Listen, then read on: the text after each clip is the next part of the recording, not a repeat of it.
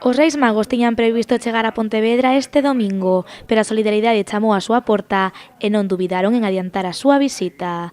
Son moitos os nenos e nenas que pasan estes días de festa ingresados no Hospital Provincial e para que a súa estancia sexa o máis agradable posible, as súas majestades, acompañados dunhas máxicas pases, puséronse mans á obra. Anos atrás empezaban primeiro polos nenos que estaban ingresados e este ano empezan polos de atención temprana, que son nenos con problemas que veñen todo o ano, pois con parálisis cerebral e demais. Entón este ano empezaranos a repartir por abaixo e segundo os cheguen seguirán subindo e entregándoos nas plantas onde haya nenos.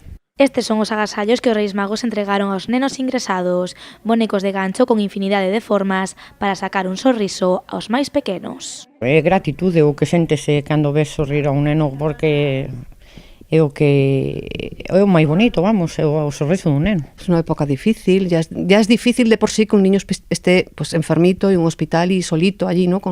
Sin otros niños, sin su familia, y que encima, pues oye, le den un regalito, pues eso es muy bonito, eso no hay quien lo pague.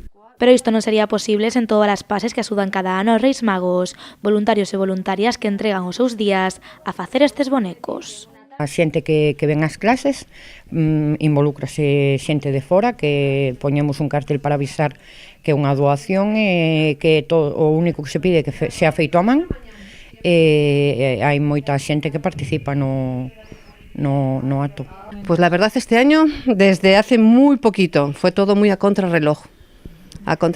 En una semana hemos juntado pues un montón de muñecos gracias a las chicas que vienen a clase, la gente que colabora desinteresadamente. La verdad es que estamos encantadas. O traballo destas pases e das súas majestades é recompensado cando conseguen facer felices aos nenos e nenas hospitalizados.